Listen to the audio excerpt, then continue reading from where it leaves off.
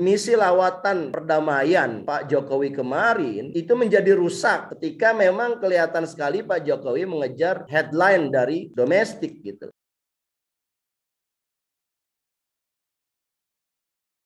Assalamualaikum warahmatullahi wabarakatuh. Pemirsa, berjumpa kembali dengan saya Eko di segmen Jangan Salah Arah di channel Ahmad Nur Hidayat. Kita akan selalu membahas tentang isu-isu terhangat dan mencoba untuk membahasnya secara jernih ya, secara jernih. Kemudian jangan lupa untuk like, share, komen, dan subscribe channel Ahmad Nur Hidayat. Seperti biasanya kita akan ditemani oleh pakar kebijakan publik ya, Bang Ahmad Nur Hidayat. Bang Ahmad, gimana kabarnya? Assalamualaikum warahmatullahi wabarakatuh. Waalaikumsalam warahmatullahi wabarakatuh. Saya sehat, Bang Eko. Bang Eko gimana, sehat? Alhamdulillah sehat, Bang. Ini Bang, 2 hari lalu kita tahu bahwa Presiden Jokowi ketemu Vladimir Putin ya, bicarakan beberapa hal terkait perdamaian dan juga kerjasama tentunya. Nah ini kita akan bahas sebagai topik pertama. Nah di sini topik dengan headline yang kita buat adalah misi perdamaian gagal, hanya kejar headline domestik. Nah ini agak ngeri-ngeri sedap ya.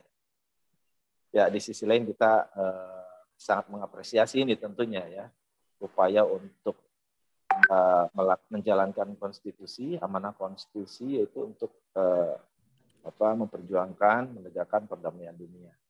Tapi ternyata memang kurang begitu berpengaruh ya, dan kita akan bahas bagaimana pengaruh Indonesia selanjutnya di mata Rusia ya, setelah mengadakan pertemuan, walaupun mungkin ada beberapa hal yang jadi hal yang positif ya. Tapi di sisi lain apakah ini meredakan ketegangan ataukah meningkatkan eskalasi? Nah ini bagaimana Bang Ahmad melihat ini Bang? Silakan Bang. Ya, pertama kita sama-sama mengetahui ya dalam seminggu terakhir ini ya, persisnya dari tanggal 24 sampai tanggal 30 kemarin kita diwarnai berita Pak Jokowi melakukan lawatan ke luar negeri ya, mulai dari Jerman dan kemudian berakhir di Moskow ya, di Rusia.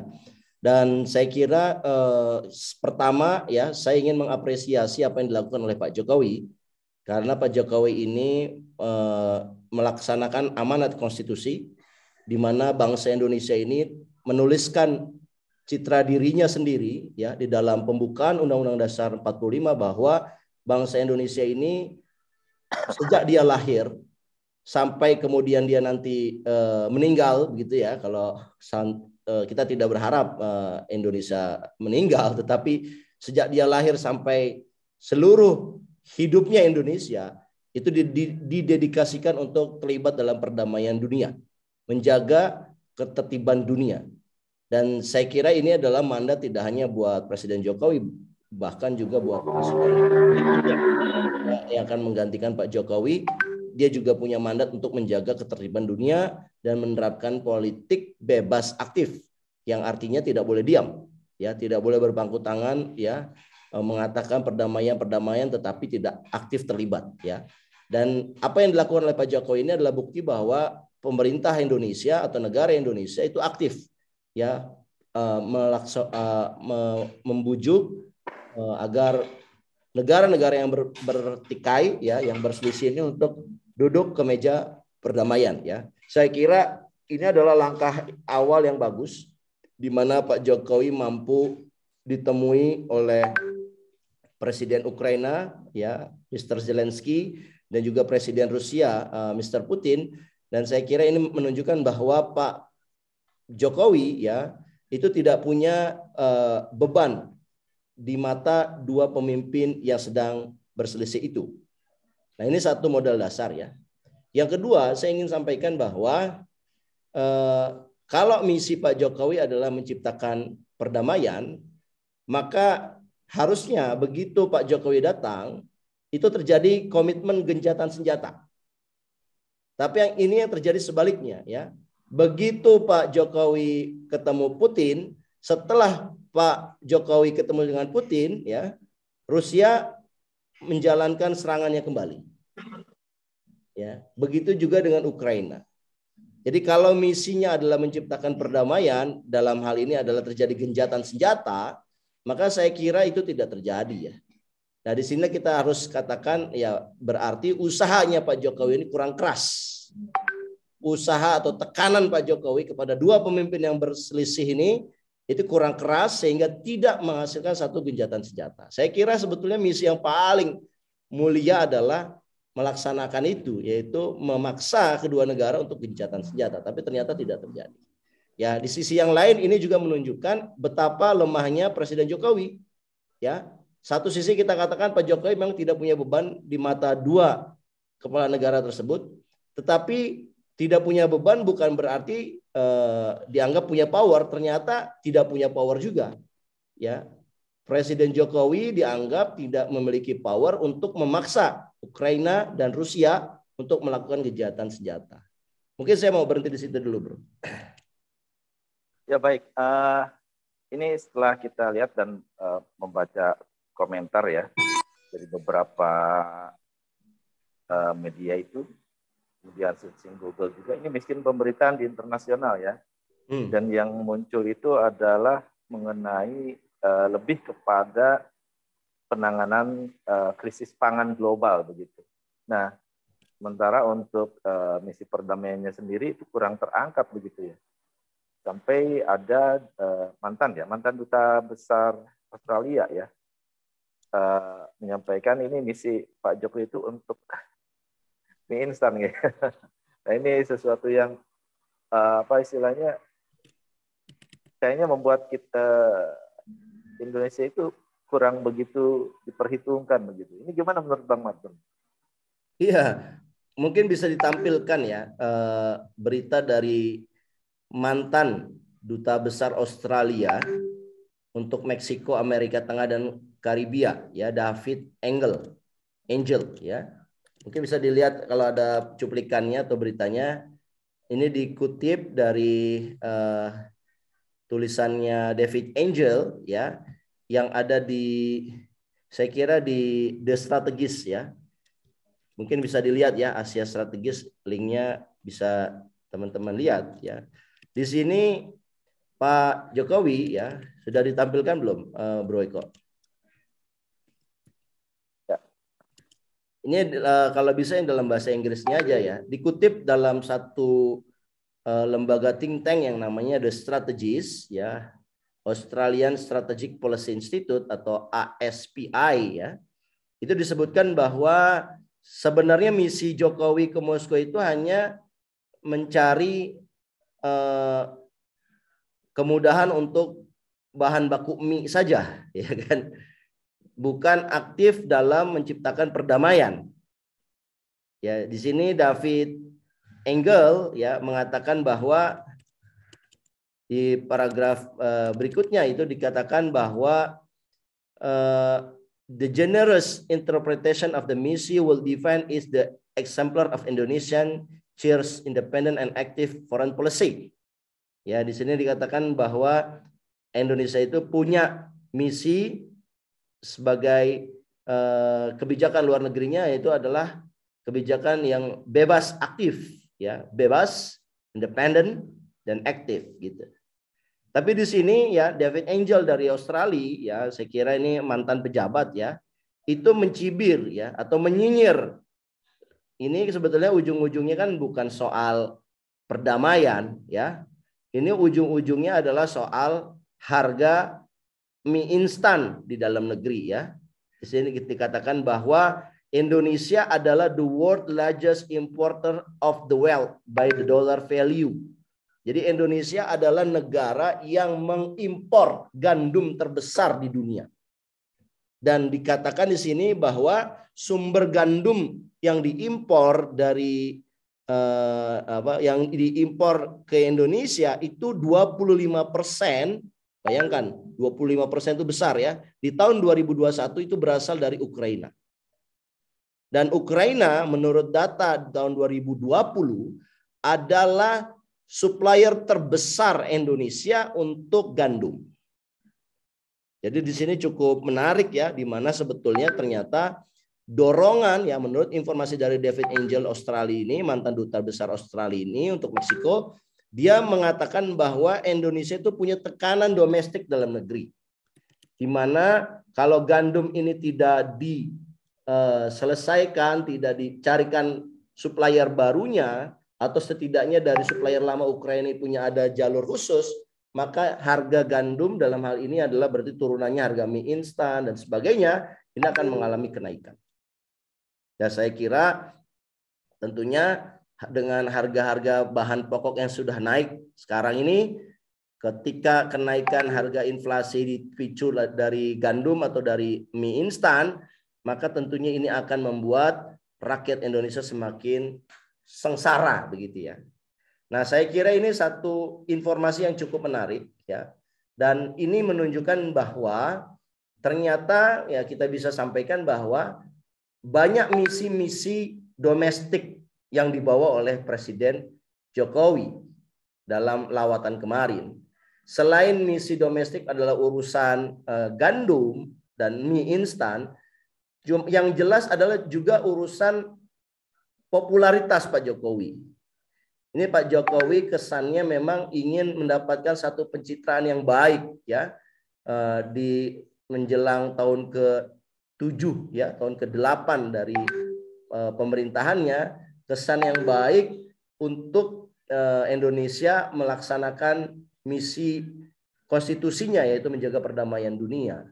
Namun kita harus ingat bahwa kita belum lupa nih Kang Eko, adanya keinginan 3 periodenya Pak Jokowi ini Kang Eko. Nah, kalau kita mengkaitkan dengan periode 3 periodenya, ini sangat connecting the dot-nya itu sangat nyambung.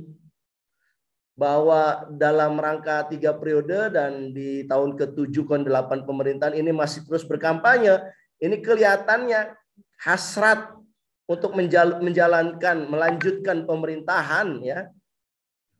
3 periode ini masih ada gitu. Kalau dilihat dari suasana ekosistem dari media domestiknya ya. Tentunya kalau kita bicara media domestik kan ini banyak digerakkan oleh para buzzer ya, dan juga para media-media yang berafiliasi ya dengan pemerintah. Jadi saya ingin katakan bahwa ya misi lawatan perdamaian Pak Jokowi kemarin ya itu menjadi rusak ketika memang kelihatan sekali Pak Jokowi mengejar headline dari domestik gitu. Satu, kita ingat bahwa perdamaian itu tidak terjadi, tidak ada gencatan senjata, bahkan yang terjadi malah terekskalasi perangnya. Yang kedua adalah ini bicaranya bukan bicara perdamaian, ternyata ini bicara tentang Pak Jokowi himself gitu loh, tentang diri seorang Pak Jokowi. Yang apa motifnya ya saya sampaikan tadi, kalau disambungkan dengan connecting the dot dengan 3 periode atau ingin membangun citra yang lebih baik, ya saya kira motifnya itu. Ya, mungkin itu Breko.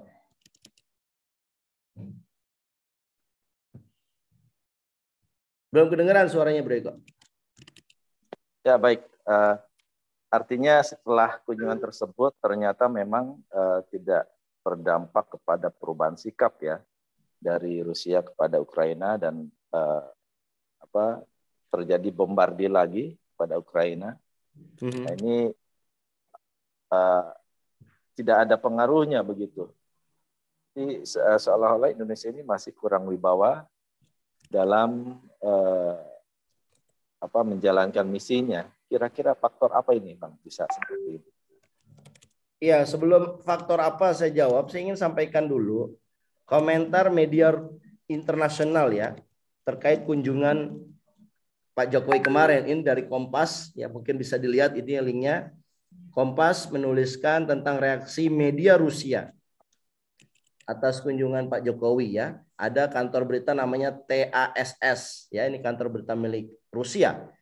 Ini menerbitkan satu artikel dengan judul Indonesian President arrived in the Kiev for talk with Zelensky. Ya, di sini kantor berita Rusia TASS ini tidak menyebutkan nama Pak Jokowi, tapi menyebutkan hanya nama Presiden RI ya, bahkan menyebutkannya bukan Jokowi tetapi Widodo.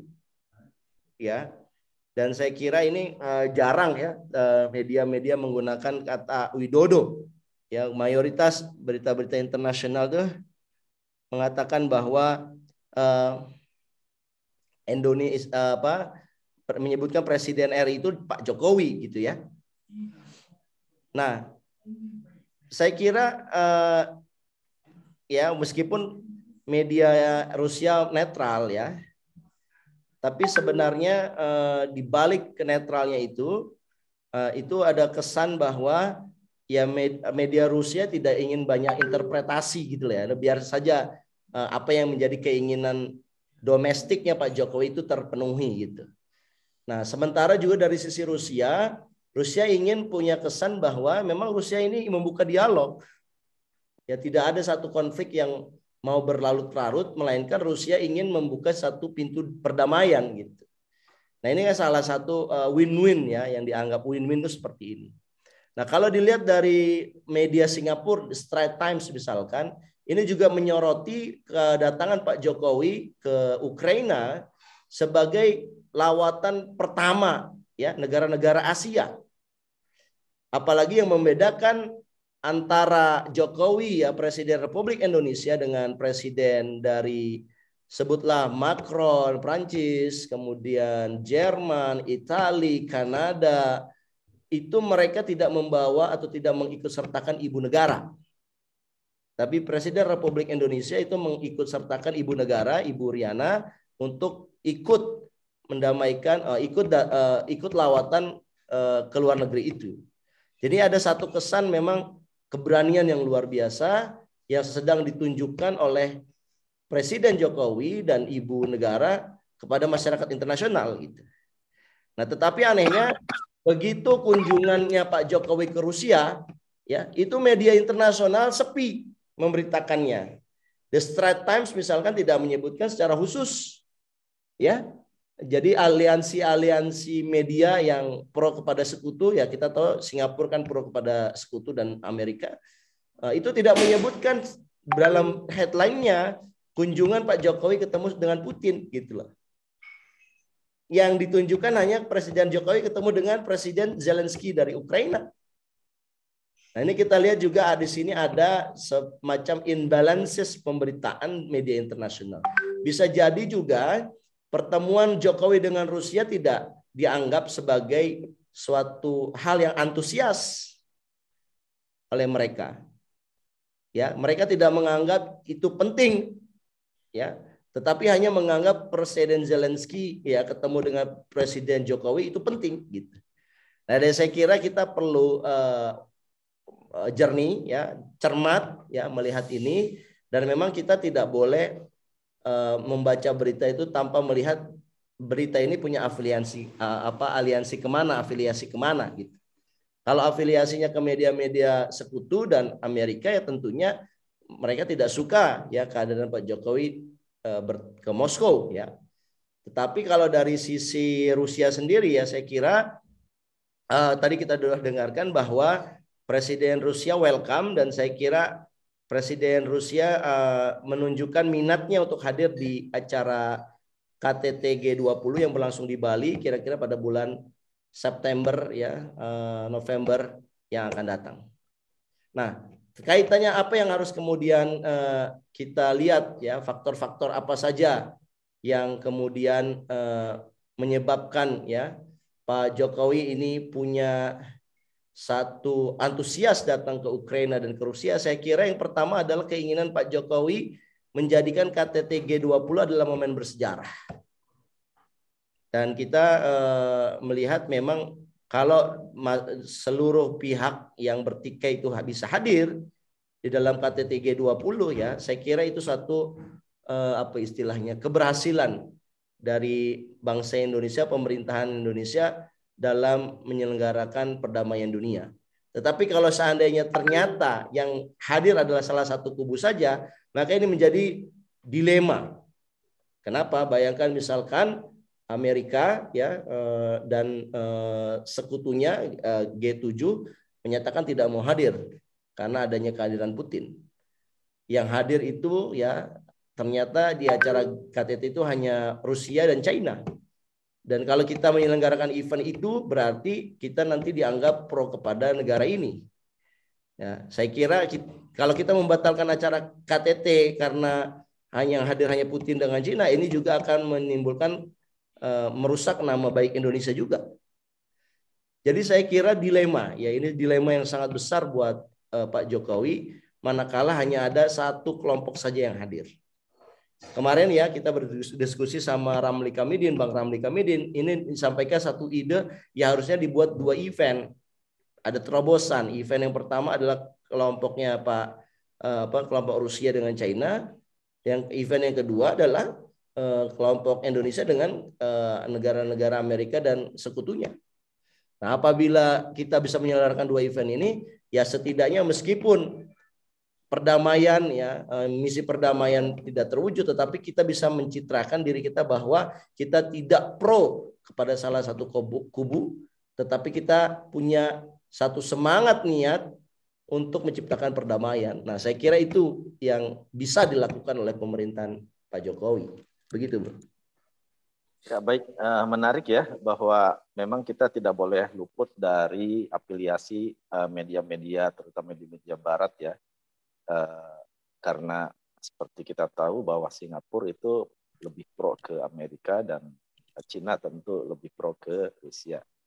Sehingga bagaimana pemberitaan tentang lawatan Jokowi ke Rusia hampir tidak ada ya, hanya sedikit media yang memberitakannya. Nah, ini tentunya Indonesia jangan sampai terperosok ya dengan salah satu kubu ya, dan intinya bagaimana keberhasilannya itu kita bisa lihat pada saat gencatan senjata, kemudian tadi disebutkan bahwa ada Rusia tidak akan mengganggu impor-impor dari Ukraina ke Indonesia ya, dari hal itu hal yang positif juga, hanya saja secara misi utama membawa perdamaian dunia kayaknya masih gagal ya.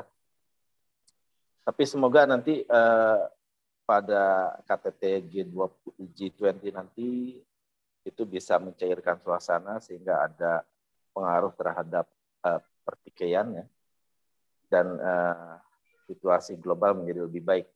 Saya kira ini udah cukup ya untuk topik ini ya, Ya, Bang cukup. ya.